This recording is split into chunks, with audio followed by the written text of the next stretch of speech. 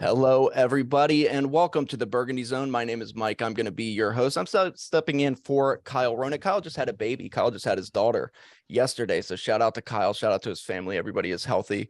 Before we get started, the Burgundy Zone is brought to you guys by Listen Frederick. You can find more on the Burgundy Zone at listenfrederick.com.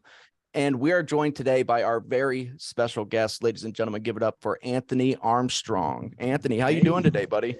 I'm good. I'm glad the wife let me, slide over here and hang out with y'all for a little bit. Yeah, well, I mean, you had to change a diper first. That's okay. That's all I good. did have to change a diaper, We've go been get some there. pajamas. No Yeah. poop, no two. It was all clean, all Dude, good. Number one. you're lucky. My son's been in this phase lately where he keeps taking his diaper off. And I don't know. He's two. He just learned that he can just unlatch it and just goes. So the other day he Mm. pooped and that was fun. Yeah, it took about an hour for us to clean up.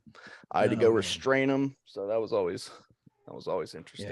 yeah. You'll figure out a system of figuring out how to keep Right, things right. in line. But good Well, luck on your usually journey. we keep him in a cage, but he escaped that from this time. So, Yeah, but they don't let that stuff happen no more. You should yeah, no, I know, but cut that one out. Cut yeah, that one out. we'll leave it in. Let's see how good CPS is. But anyway, Anthony, Washington finally rolling, man. It seems like the tale of two separate seasons.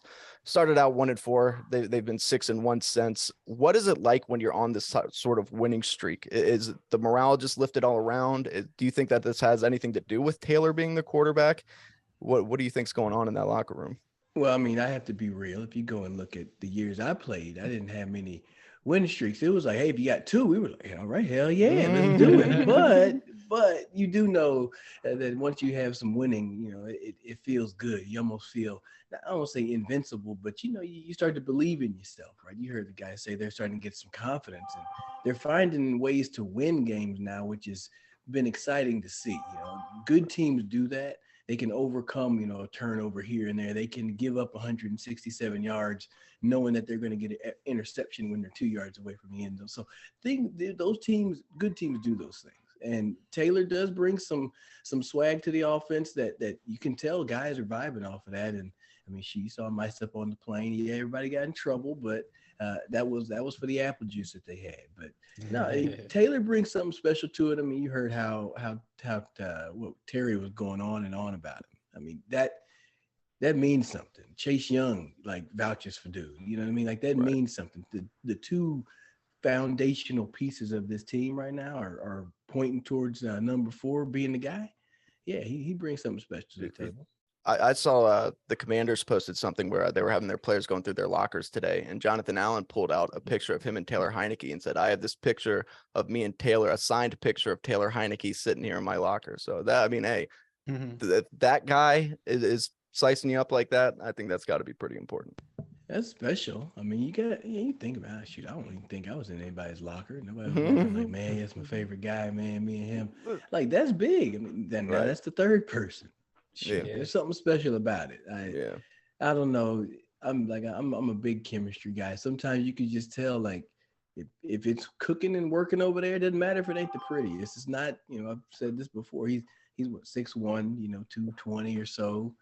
He's not your statuesque quarterback. He's not the one that's prototypical. His whole career hasn't been like that. Why would you expect him to do it now? Like, the guy's found a way to be successful, and the team grows with him, and they play better around him. So I like it, and plus, hell, it gives you flexibility money wise when you want to go and make moves elsewhere. Yeah. Yeah, So definitely, it's all definitely, business. definitely. And speaking of not the prettiest, this offense, as you mentioned, they've been rolling on the defensive side of the ball. Offense has been doing just enough, but they've been pounding away in the run game, using Terry in the passing game. It's kind of a two part question here.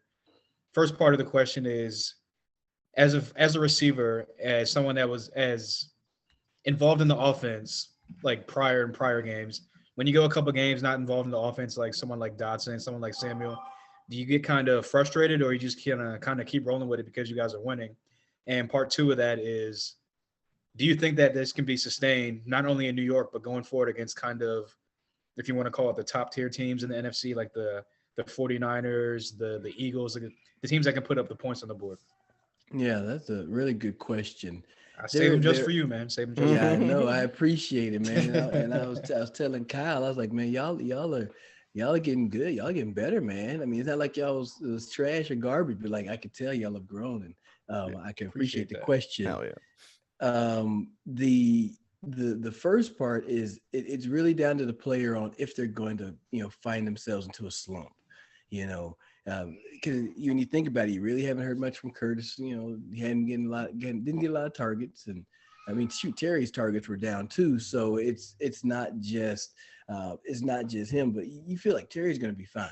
Like he's going to be fine. You do have to wonder about some of the other guys, and obviously Jahan has to kind of get worked in a little bit as well. So it can be difficult, but I think that they're gonna have to manage it well. Scott, it's going to be down to Scott Turner, and I'd rather him get creative and dial up ways to get people the ball, rather than Taylor saying, I'm going to go to Jahan on this play.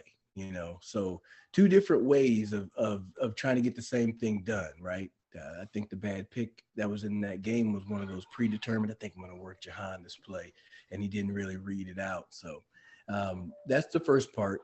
And the second part is, can they maintain this like without getting those other guys back in there?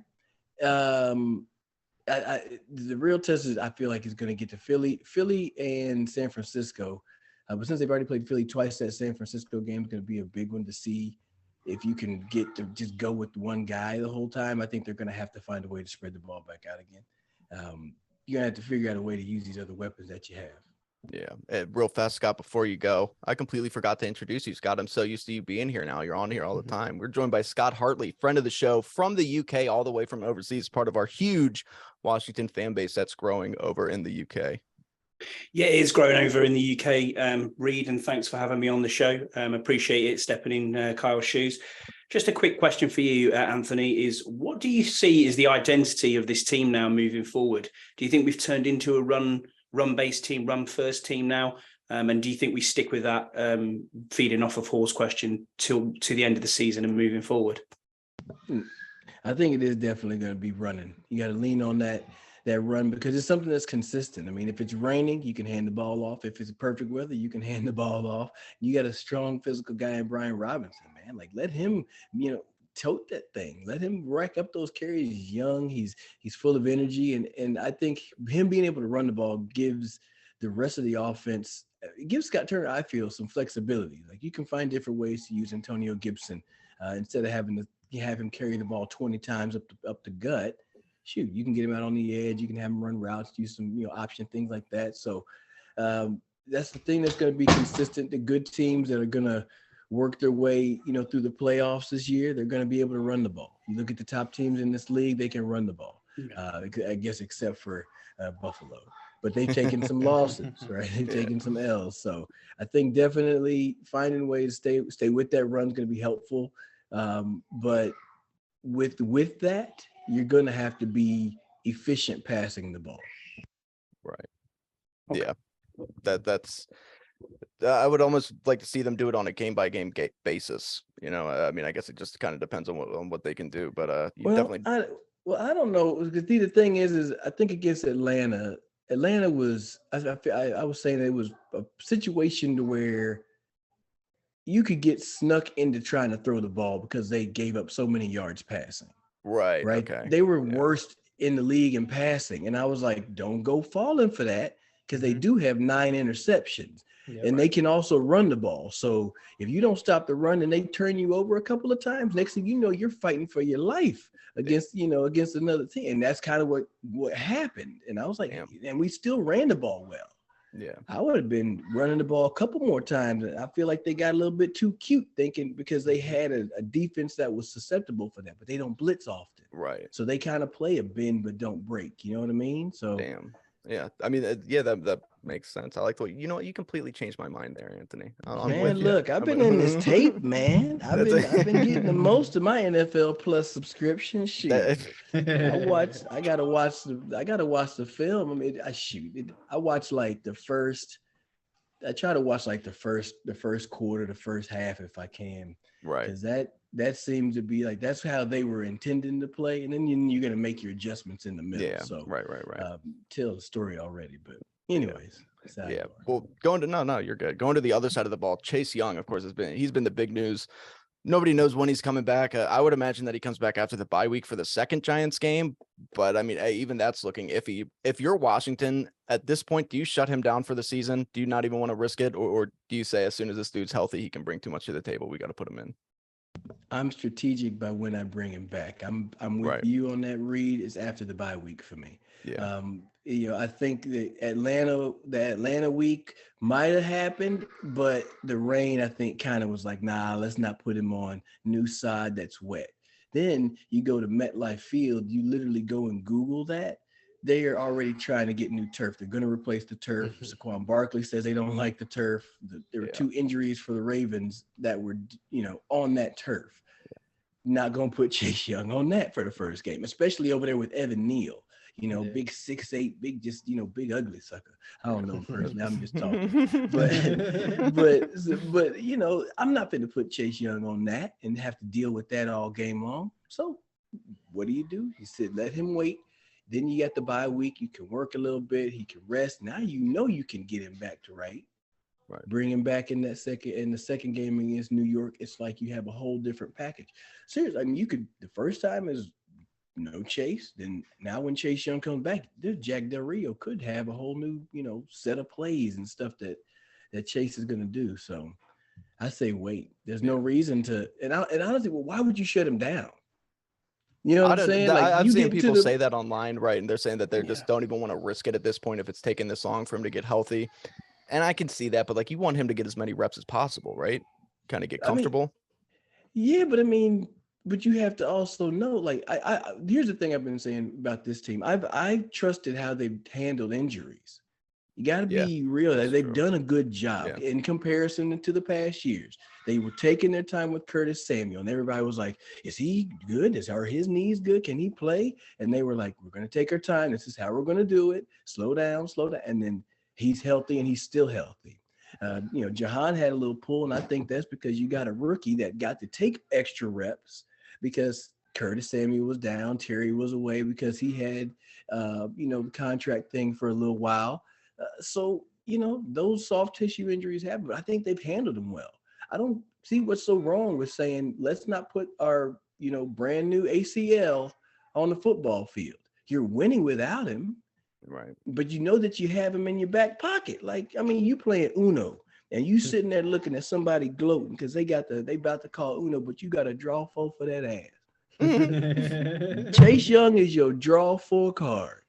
Can you imagine unleashing Chase Young, even if it's in passing down situations? Right. Only in passing down situations. That's 12 to 15 plays where he can just go and hunt and do what he does best. That's why they bring Von Miller into teams to do that. He could do that for the rest of the game and into the playoffs. He'd probably make a big play for you. You never know. Yeah. Right. Yeah, I agree with that. I mean, like you said, 10 to 15 plays a game, 16 snaps a game. All it takes is 1 or 2 plays for him to make it, and it could be a game-changer play. And, like you said, that's that draw 4 card where it's just like, bam, you slap it on the table, nothing you can do about it. But so definitely like that. I like that idea a lot. But going back to that Atlanta game, it seemed like they could kind of do whatever they wanted to in the running game. They were kind of gashing us up the middle, hitting us on the outside as well. I know Arthur Smith and the Atlanta Falcons, they have kind of sophisticated running game to do a lot of pre-snap stuff and whatnot. But with that being said, the New York Giants are a team that likes to run the ball a lot as well with Saquon Barkley. They get Vanilla Vic involved in the running game as well. And he just seems to kill us every time he steps in the field against us. With his stupid Manning face. He has the dumbest face ever. He's so good, though, against us. Do you think that it's going to be they're going to be able to – it was a lot of read option stuff that Atlanta was doing. Do you think they're going to have trouble defending that read option going this week against New York, or do you think that was just a one-time thing and this defense will snap back to how they've been playing the past couple of weeks? The thing about this league is if there's some blood in the water, they're about to come right back and do the exact same thing and see if you fixed it. If you haven't fixed it, you can get a high dose of that read option. But the one thing about this New York Giants team, they're beatable. They're very beatable. Last 2 games, they've been held under 100 yards. It was 90 and 89 against Dallas and Detroit. They are 6-0 when they run for over 100 yards. They're 1-3 when they don't run for 100 yards. So the top key is stop the run. If you look at the receivers, they don't have anybody to throw the ball to. Darius Slayton is a dog. I got to give a man his props. He was fighting for a roster position. Now he's their biggest playmaker. Yep. The first 2-3 drives against Dallas, Daniel Jones did not throw the ball deep but twice. And it was to Darius Slayton. And it was just off of like, I'm throwing it to Darius. One time it was press, one time it was off coverage. He made a play on off coverage. Other than that, it was like play action and they dink it and give it quickly to somebody else. They've controlled this play calling so much to make it easy for him to be successful. And he's done a good job. I mean, they roll him out, they cut his reads in half, and it's, 1-2 and run. He's made good, quick decisions, but I think that the team will be ready for that now. I think, Jamin Davis, he plays against the read option pretty well. He's got enough speed to, run up and stay with Daniel Jones. So I think they're going to see that read option, and hopefully they fix it. If they didn't fix it, there's going to be problems. But I think they're going to be all right. Yeah, so moving back to the offense then, for my question, Washington uses a lot of pre-snap motion. We've seen that a lot this season, and the Giants are very poor against pre-snap motion, with giving up just over 6 yards per attempt when they use pre-snap motion. Do you see that as a way for Scott Turner to open up this offense then? And we see a lot more jet sweep moves like we have seen over the last few weeks? I think they're going to definitely do all that same window dressing that they like to do, Mm-hmm. but they have to run the ball. They got to be efficient. They got to think the same production as the Atlanta game, because if you flip it over on the other side, the defense for the Giants have given up some yards on the ground, and they will do that often. So having a commitment to the run is key. The difference between New York's defense and Atlanta's defense is that you're getting Atlanta played more zone and they played off, whereas New York is going to put 9 in the box and they're going to scoot up and play press man. So it's going to be tempting to, to say, hey, let's just, chunk it up. And there's going to be some situations where that's the key, but they don't really get their hands on the football in the passing game. They don't have very many interceptions, but on the flip side, they do have a lot of forced fumbles. So where you're running the ball, you really got to make sure you were secure with it. But when you're passing it, I think you have the ability to take some chances, but you're going to have to protect, and the O-line health is going to have to really come and play. Yeah, kind of let's piggyback off that. I just thought of a question.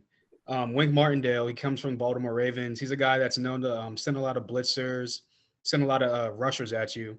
Is this a game where you're still going to try to run the ball even if they're blitzing, or is this a game where they try to get the quick game going with Terry and these guys on the offense? I think you still have to show that you're going to run it.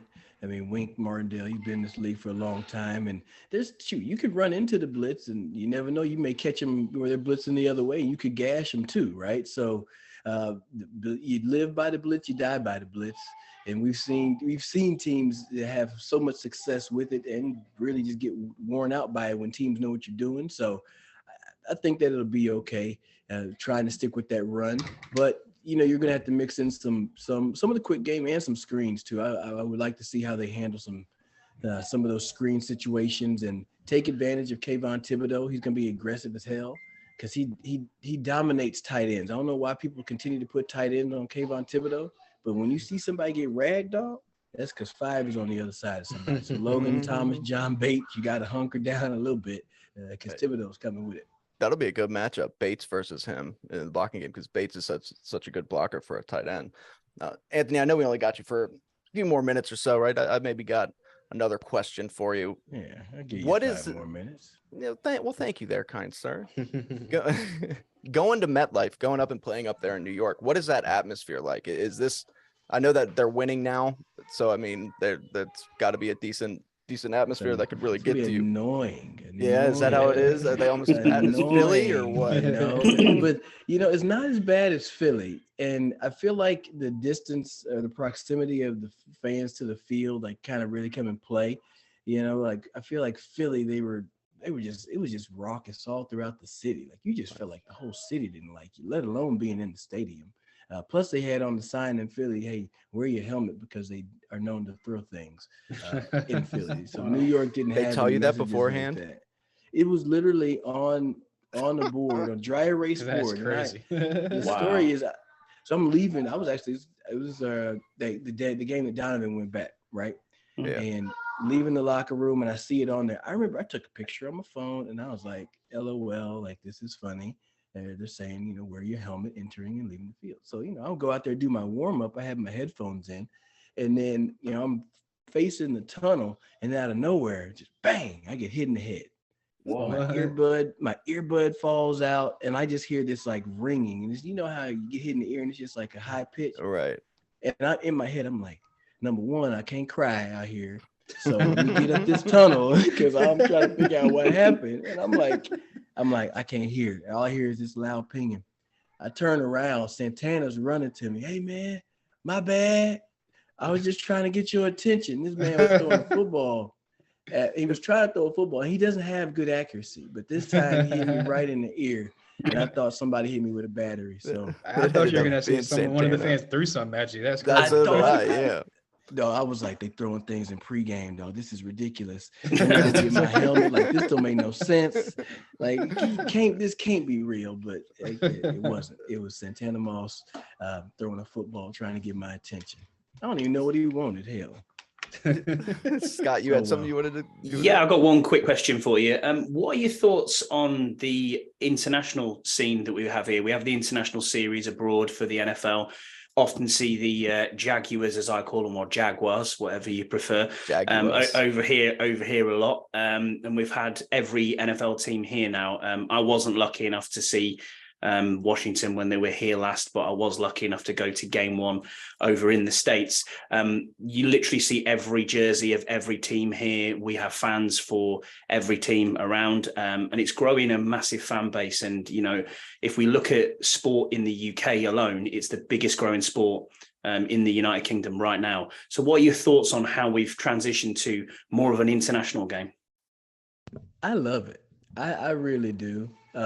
Because shoot, the more the merrier. The world is, the internet is so powerful that it's made us so connected yet like so disconnected at the same time. Like it's crazy that we can have a conversation right now, and conduct business, and you could chat with somebody across the world, and I love that. I have somebody sent me a picture of, it was a Redskins it was like a program, but it was in like Chinese, and I'm like, man, somebody over there in China, it was like reading their sports magazine, and it had my name in Chinese and all the characters. So I think it's awesome. There's so much opportunity, that you can bring more games over there. Now, people have thrown around, years back, adding a team overseas. Mm-hmm. I think that there are so many. I think it'll happen eventually, but I think it's going to be done so logistically. You have to get it right, like the first time. Yeah. You can't try to do it and mess it up. I feel like you got to have like a home base in the United States, plus like they have to literally split the season in half. Like it can't be no like, oh well, we got a Sunday, Thursday, we got to cross the Atlantic. Like that ain't gonna happen. Yeah.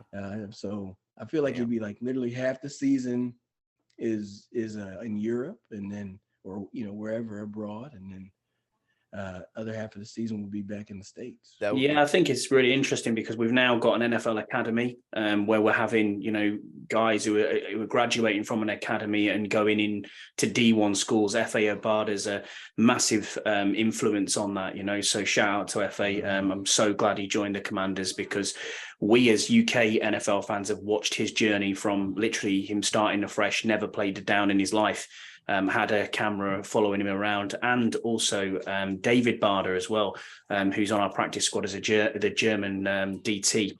We've seen him as well. We've seen him fail and then come back through again. And it's really, really interesting to see that is already in place. I eventually think it will be the Jags. I think they will come over here because their owner, Shah Khan, he owns half of Wembley Stadium, and he also owns Fulham Football Club in the Premier League. So I think they might be in the Championship now, in the second tier of English football. But he owns both of them. So it's logistically probably going to be them. It wouldn't make me swap teams now. You've pinned your colours to the mast. That's where we are. So and I think a lot of people won't, but I do think people will get season tickets out here. And I know a lot of our fan base have season tickets already for the games that are hosted in the UK. So yeah, onwards and upwards. And I'm glad to hear you answer that question. You know what I mean? And that you're embracing it, which is really cool to see.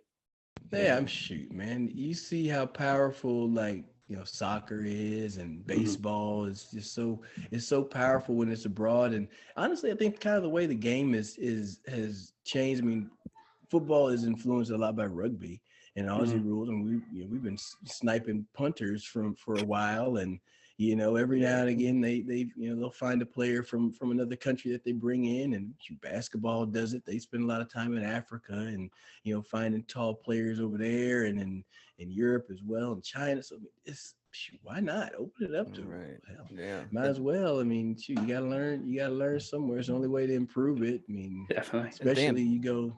Never, we'll leave that. Those cons own everything too. One of them, doesn't the Sun own AEW or Yeah, something he like owns that? AEW. Yeah, he does. Yeah. Those guys starting a damn monopoly in this place, man. Good for them. Good for them. But Anthony, before we go, score prediction for the game this weekend. Oh man, Be what easy did I on say us. for this one? No. This is a game that I think Washington should win. I think that they're going to be able to do exactly what we need them to do. One is stop the run, maintain, and keep Saquon Barkley in check. I think they can do that. I think they can do that without Chase Young, and I think having Cam Curl up close is going to be helpful. Jamin Davis is fast enough to stop that read option, so I think that's going to work. There's not enough outside weaponry for New York. I think you're okay there. The key is just making sure the offense stays to the script, and that is run the ball. When the time of possession, whenever it is a time to throw the ball, that's when you got to make your plays, okay? So those are the big two right there. Scott Turner, run the ball. Don't get too cute now. If you're going to throw it, it needs to be in a pure situation that like Terry's going to win. But don't get cute. Nothing too cute. Just make it nice and nasty, but the game is going to be about a 27-10 or 27-14. Damn. Decisive win. I like to hear if that. we got another one of those, like 2-in-1 season, one against the Texans and the one against the Giants coming up, where we can just relax and not have heart palpitations during a game, that would be pretty amazing. That's hard to come by. I think it can be that way. I mean, like Saquon, they're a good team over there, but I think that Washington, if they can be overpowering, I think it can get to be overpowering. I just don't really believe in Daniel Jones to do it all by himself. Right. One last question. I just thought of this. Sure. In your opinion, who's the more talented team or the better coach team? Who wins that game? This is just in general? Just in general. Overall, Okay. Giants have some good pieces both sides of the ball. Definitely. I'm just like, well, who's who? Like, which one? Generally, you're going to see the better coach team. Generally finds ways to win over the talented team. The frustrating part, it comes down to execution. You know what I mean? It's executing. Whoever executes it the best. If you're not executing, the talent goes out the window. If you're executing, it almost doesn't matter who's over there. If you're doing, everybody's doing what they need to do in unison. So I go with the best coach team. Stick to the fundamentals. Once the fundamentals are sound, now we can increase the talent at those levels. And you still got to maintain the fundamentals, period. I don't care who's over there. First round guy or all pro, doesn't matter. Fundamentals are the same. Right. And that's something that you've seen during this winning streak. A lot of people are mentioning Dayball for coach of the year, but Ron Rivera, man, people got to start giving him his flowers of what he's done with this team, man. You got to get that man his flowers just for what he's done with this organization. Yes, thank you. Yeah, it's so much bigger than wins and losses right now. Yeah, people too much say they just focus on the field and they're like, oh, he's done this. He's been 7-9 and he get a new voice, whatever. I said, man, this dude has had to weather the crappiest weather. I mean, there's been cats and dogs and feces. It's been raining men at one point. Nails and all types of things have been flying at him, and he's had to literally stand there. You talk about pinning the colors to the mast. He's had to sit up there at the front of that ship and deal with it and say, let's go this way. Yeah. So I mean, it's like whatever y'all do with Ron Rivera, he at least needs to be a part of the organization to keep 100%. 100%. Right. If it's not on the field, that's fine. Go get D'Amico Ryans. Yes. Mm-hmm. And put Ron Rivera up at the top of the organization as an overall, this is the guy. He's gonna make sure everything is kosher and is above board. So you don't have to worry about there being any cultural issues moving forward. Completely agree, Anthony. 100% agree. Yeah, thank you so much, Anthony. Before you get out of here, do you want to plug your social medias for just in case there's anybody out there who's not following you, which there isn't? But hey, well, it's all good. There's a few people that sometimes have to make new accounts and stuff. That's true. Yeah. Check me out on Twitter, y'all. Mr. Armstrong 13. I'm on the Believe in Commanders podcast as well. So y'all can check me out on all your streaming platforms. Yeah, there you go, Anthony. Again, thank you, man. And we look forward to having you on again soon. And you have a good night. You change those diapers, man. We're about to go watch whatever movie has Fievel in it. Which movie is that? Has Fievel? Fievel, like the little mouse. Fievel Goes West, like the little mouse. Yeah. Okay. We're gonna go watch that with the kids. So we're gonna play that movie. Family Classics movie right night. there. Those are the classics. Yeah, man. That's some good stuff. All right, Anthony. Anyway, All right, man. Yeah, you have fun watching buddy. Fievel. Yeah. I'll see you guys. All right. Thanks for your time. Take care. You got it. See you. All right, that Anthony was Armstrong, the man. Anthony Yeah, indeed, Armstrong. man. Yeah, dude, he's so good. He's always so good at being in depth with stuff with his answers and I just making feel like it every easy time for he's people to on- understand. Yeah, I feel like every time he's on, it's just like having a conversation. It's not like we're interviewing him or nothing like that. It's just Right. casual conversation. Yeah. Unlike when we have Logan Paulson on, Ugh. Strictly business. Strictly business. Yeah, I've been on a Logan hate streak lately. I don't know why. Yeah. Maybe it's because he hasn't been on in a while. That's probably Yeah, well, no, it's that, and because he tried to file a restraining order against me or something, saying that I keep saying that I know him when I don't, and I'm like, Logan, what? We're best friends, dude. But that's just Logan for you. He's kidding. I think I'm pretty sure he's kidding. That's so Logan. I hope he's kidding. That is a pretty Logan move. But we're about to go ahead and get into some fan questions, gentlemen. You like that? You like the way that sounds? Let me pull this one up. So first one, as always, we do got to start off with the Colonel. The Colonel has two of them. All right. And we're going to start off with you, Scott. All right. Question one, is our improved defense going to shut down Daniel Jones, or are we going to make him look like an all-pro as per usual? I really hope we do shut him down. I think the key to shutting Daniel Jones down is to stop that run and make him sit in the pocket and pass. I don't want to see Daniel Jones's legs moving and, stretching away like Mariota did. I mean, last week we had Mariota, taking, he didn't do much, throwing the ball. He's 174 yards, 1 TD, 1 interception, but it was the running that got me, 48 yards he was running for with his legs, extending plays. And that's not what we want to see him doing. If we stop the run and we can stop Saquon Barkley, who looks like he's running down. I read a stat yesterday that said that 83% of their snaps have been to Saquon Barkley, this season. You can't sustain that as one man as a running back. It's impossible to do that. Injury history that he has. Yeah, of course. So if we can stop the run there and we make Daniel Jones become a pocket passer, I think that's our key to victory. So I don't see him being the Vanilla Vic, as he's being called. I hope we keep him to stay in the pocket there, and then we can get to him, and our ends will feast. Yeah. Hall, you want to take that one too? Yeah. Like Scott said, I hope he doesn't turn to the all-pro Vanilla Vic Montana on us, but I think that he'll have his moments in the game where he's gonna get loose on us because, I mean, let's be honest, he's 4-1 against us. He usually has his best games against us, but at the same time, the one win that we did have last year with Taylor as a quarterback, he also shredded that defense apart, put up like 300 yards passing, had a couple touchdowns. So I feel like, I think we can hold him. I think that this defense is totally different from last year, obviously, totally different from the beginning of the year. And I think that they're going to go back, watch the film, see what they did against Mariota, see where they failed against Mariota in the run game. And they're going to apply that this week and hopefully get it right and get it sewed up and hopefully keep him under 20 to 30 yards rushing.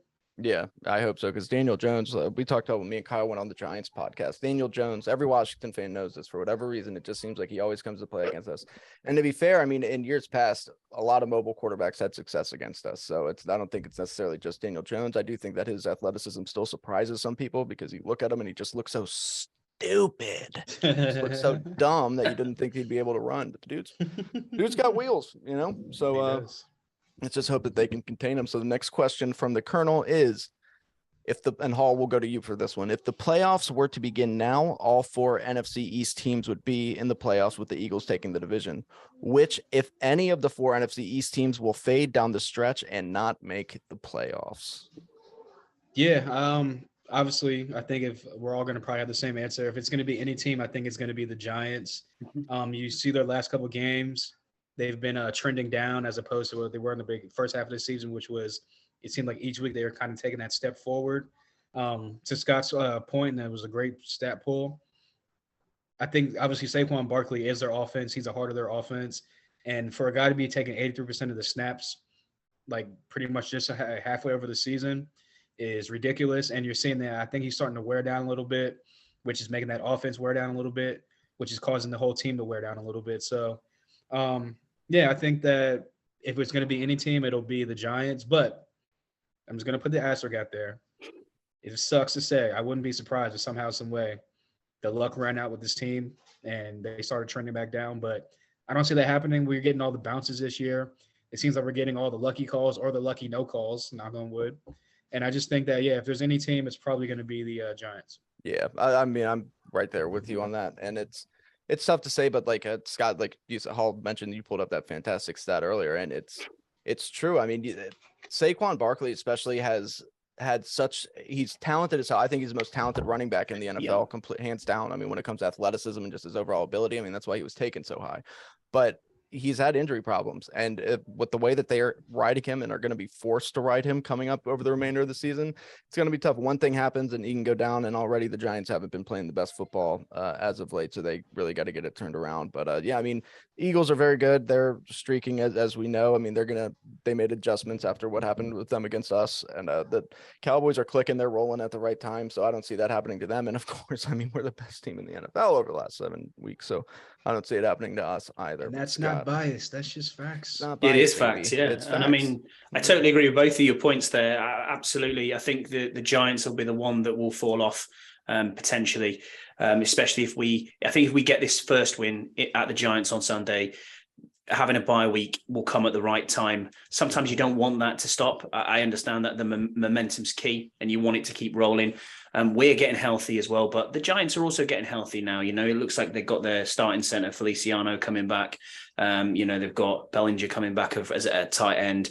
But I don't honestly see any other options apart from Saquon. You know, there is no wide receiver help at all out there. Yeah. Nothing. Right. So the cupboard is bare if you keep him quiet. You know, there's nothing else to run with. So that's their only downfall. Cowboys have got quite an easy, or what looks on the schedule is quite an easy schedule to finish out. You know, the only real game is Philly, and they'll be playing each other. So one team has got to win that unless they tie. And Philly are just Philly, you know, right. They're doing what they're doing. So yeah, I think the only one that will drop off will be the Giants. Yeah, and I mean it makes sense. It was a nice story early on in the season for the Giants, but eventually everybody's luck has to run out except for ours because exactly, you know, we're Touch Super Bowl bound. Yeah, onward and upward. I heard. So next question we have from Tim Towner in the Discord chat. Tim says, I really enjoyed the conversation you guys had with the Giants Zone guys. Thank you, Tim Towner. So wonder, which team do you think has the worst fans? And if you have examples of why, please share. Scott, you want to take that one? Yeah, I'm fine with that. The worst fans for me over this side of the pond is exactly the same as it is in your side of the pond. The fans for the Cowboys are just awful to hear every single year. It's just total domination. We're going to win the Super Bowl. When the Super Bowl gets to September and it's not happening. Mm-hmm. And then, you know, I don't have any examples of any fans that would get me that way, Tim, or prove that, apart from people that obviously I speak to, you know, day in, day out. I've got quite a few Cowboys fans where I work, so yeah, that's they're quite an interesting bunch. But I'm sure you guys will probably say Philly or would in our division anyway. But outside of our division, I'm not sure. I've never seen any heat between Washington or anywhere else. And I did see your guys' podcast with the Giants, and it was quite respectful. It was nice. Oh, It was a really good show. So if you haven't watched that, please go back and watch that just to see Kyle and Mike there. Oh yeah. Thank you. Those guys are cool. They're going to be coming on next week 2 weeks before the next Giants game. They'll be on our show.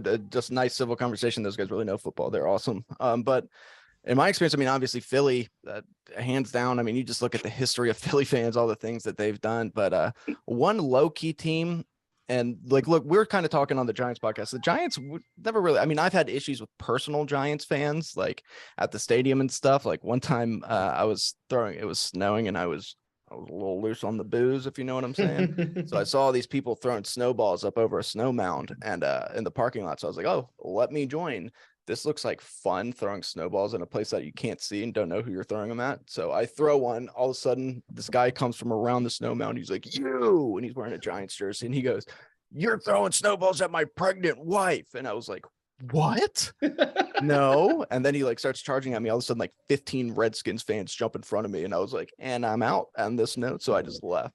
That was interesting. But no, yeah, I'm gonna go with Eagles fans. I mean, I guess you just have to. And that's in like the entire NFL. I'm not just talking like NFC East. I'm saying Eagles fans, it's known, man. You guys are terrible. And Cowboys fans, you guys just seem like the NFL knows you guys as just being completely out of your mind and delusional. That's what it is with Cowboys fans. Yeah. Eagles suck.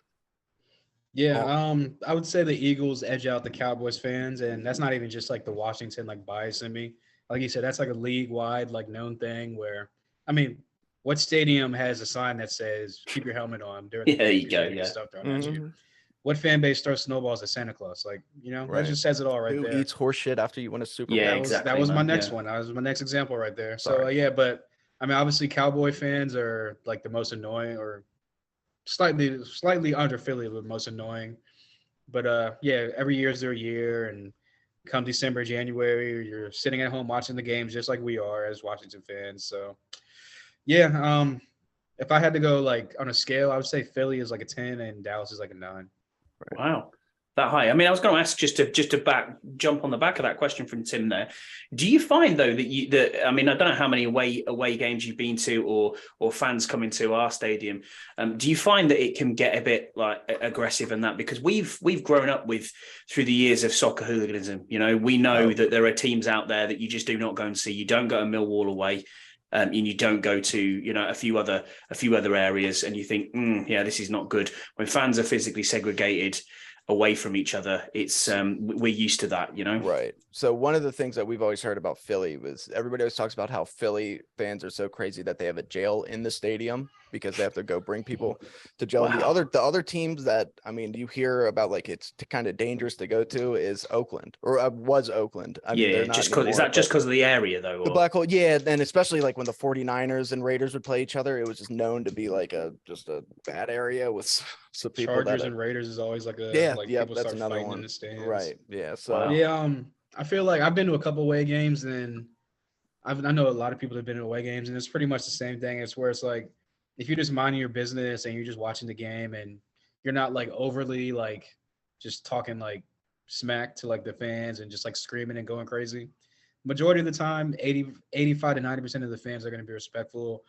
They're going to like, you know, jaw back and forth with you. It's going to be like a friendly type of atmosphere of like jawing back and forth, talking crap to each other. But there are the people that get overly sauced up and aggressive, and that's when the fights break out. yeah. And yeah, so, and it's normally like Dallas versus Washington or Philly versus Washington. Yeah, So it's always Philly, especially like you think back to the those Philly fans putting the Sean Taylor jersey over the casket that they had, and what's his face from the Sixers being like, what the going and getting into a fight with him, like it's just dumb shit like that, just gross shit. Next question that we have though is from our boy Meest. Brandon, I can't tell you how happy I am that you are back, and I'm seeing your questions every week. It just fills me up, you know. The dude was my biggest supporter when we were doing all the writing for the website and stuff. Me says, how much of a hit will our running game take if Gibson can't play? How much will it affect our game plan, Hall? I think it'll affect the game plan as far as like getting the running backs involved in the passing game. As far as the running game goes, you still got Brian Robinson.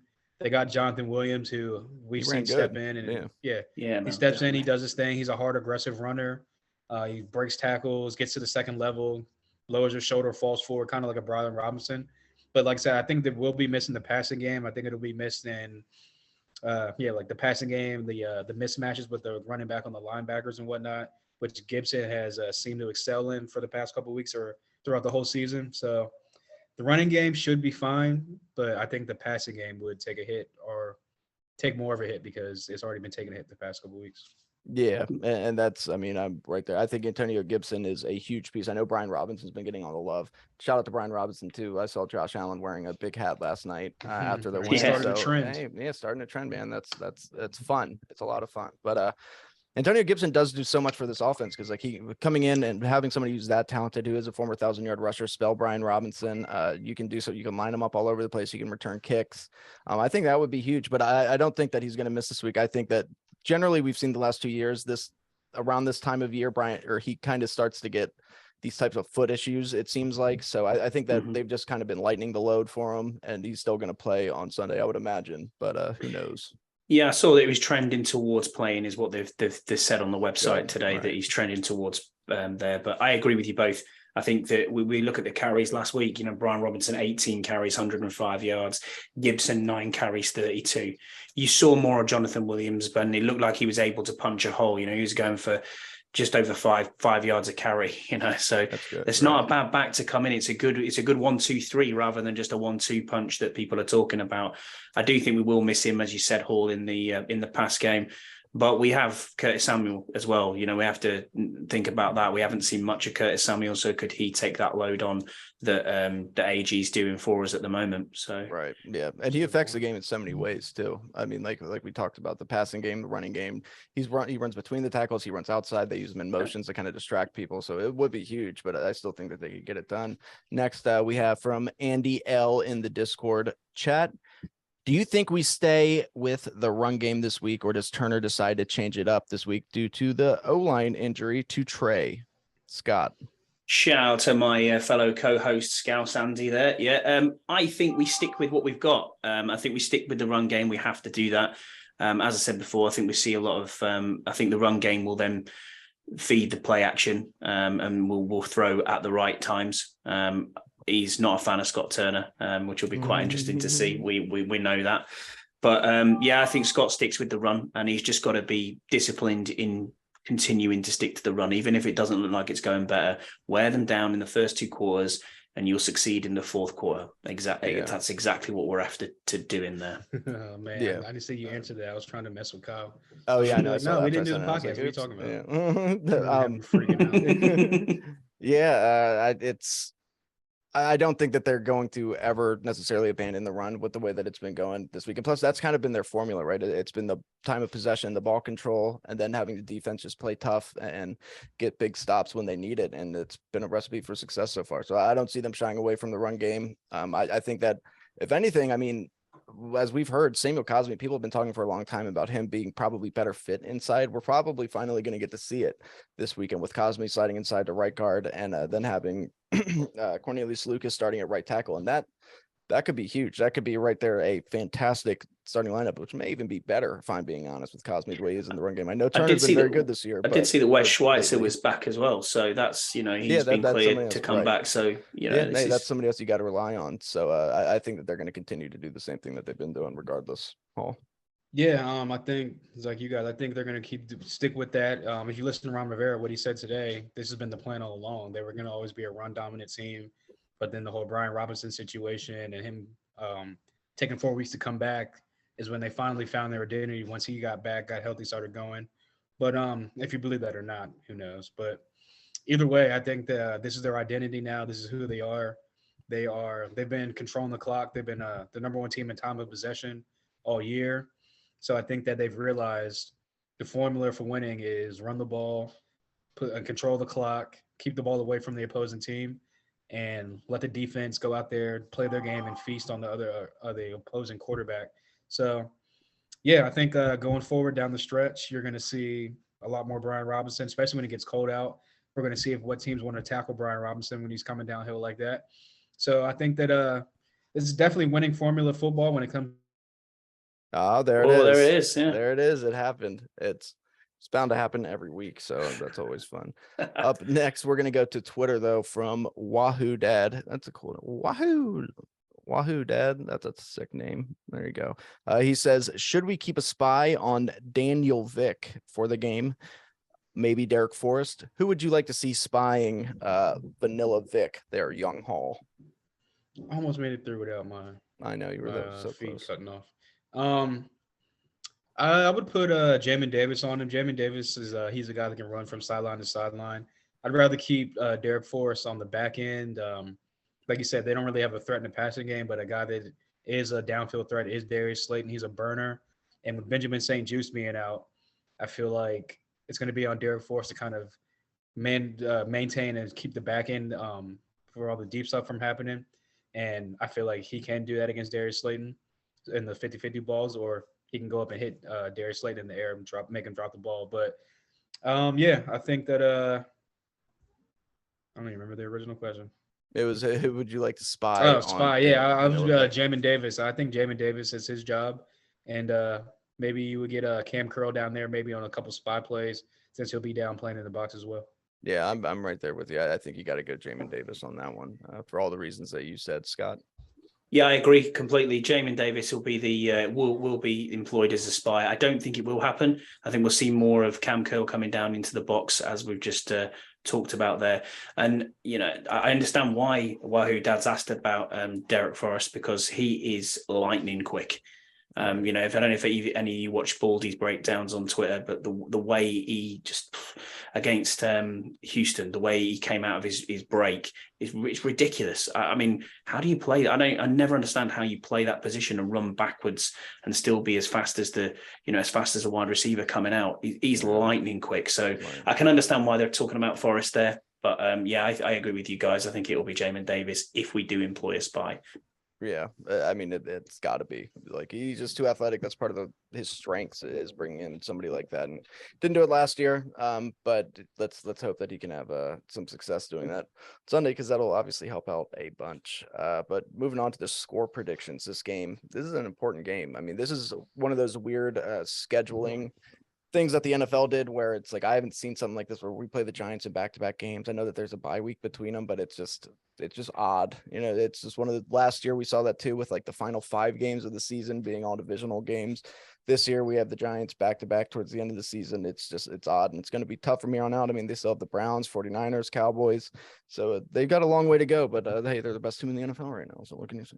But Scott, what's your score prediction for this game? What are you going with? And who's your MVP? So my score prediction this week, I'm going with 2014 Commanders win. I think it'll be really close and tight. I think it'll be a 17-14 game moving into the fourth quarter. And then we get late on into almost 2-minute territory and kick a field goal and take us up to 20 points. And I think that's where we'll end up. It will be very, very close, this game. And I think it still will be heart attack central. Yeah, it should be. Who's your MVP? MVP of the game, I'm going to take Daron Payne. There you go. That's a good one. He can be the MVP of any game. Of course. So, let's just get him signed up, get him back in the building. Right. Yeah. I'm going to go. Forget what I said on the Giants show, but this is going to be a little bit different because, mine's changed. So I'm going to go 24-22 Washington. Washington's going to win on a late Joey Sly field goal. This is going to be another one of those games, man, where the Giants have had our number as of late. Daniel Jones has had our number, and they're still a very good team. They're very well coached. I think Brian Daboll should be in the running for coach of the year. I love Saquon Barkley. Like I said, I think he's the most talented running back in the NFL when he's 100% healthy. And I like the Giants defense. I just think that with the way that Washington has been rolling, the way that they've looked over the last 7 games, you can't count them out, and they will find a way to win. The defense will keep them in any game. And then the running game should allow Washington to control the time of possession, not let the other team get too far ahead. And Washington can really just kind of win these nail biters when it comes down to it by big plays with the defense. So I'm going to say Washington wins the 24-22 but within the final 3 minutes, Joey Sly field goal. And my MVP is going to be Brian Robinson. They're just going to continue to feed him, and he's going to have another 100-yard game, and he's going to move towards those playoffs rolling. You got the big one too. I'm gonna go with it's gonna be a hard fought battle game. It's gonna be a slobber knocker of a game. It's gonna be a lot of running game, a lot of hitting, a lot of trenches, a lot of playing the trenches. Giants are getting healthy on the offensive side of the ball. They're getting Bellinger back, who's a nice blocker at the tight end position, and the run game for them as well.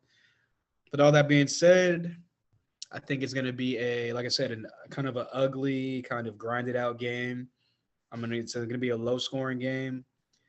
I think that it's going to come down to Washington getting a turnover against Daniel Jones in that offense. a key pivotal turnover against Daniel Jones in that offense. And I'll go low scoring game. Washington wins.